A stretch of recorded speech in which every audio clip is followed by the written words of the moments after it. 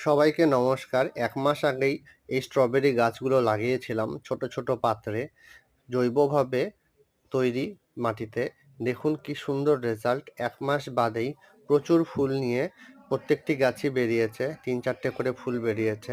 আশা করি কিছুদিন বাদে আরো অনেক ফুলের দেখা পাবো এবং স্ট্রবেরি যেহেতু নিজে নিজেই পলিনেট হয় এবং ব্যক্তবীজী উদ্ভিদ অর্থাৎ ফলের বাইরে বীজ থাকে, তাই এটিতে পলিনেশনের কোনো প্রয়োজন হয় না।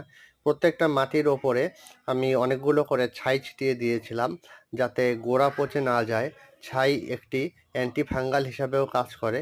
এই গাছটিতে একটি পাখি পায়খানা করে দিয়েছিল, তার জন্য গাছটিতে এরকম একটি নষ্ট হয়ে গেছে, কিন্তু যাই হোক নতুন পাতাগুলো ভালো বেরোচ্ছে। স্ট্রবেরি গাছ হালকা জল পছন্দ করে, বেশি জলে বাঁচতে পারে না, গোড়া পচে যাওয়ার ভয় থাকে। তাই জৈবভাবে হালকা ঝুরঝুরে মাটিতে স্ট্রবেরি গাছ লাগাবেন এবং বেঁচে থাকলে বর্ষাকালে স্ট্রবেরি গাছ থেকে অনেক নতুন গাছ বের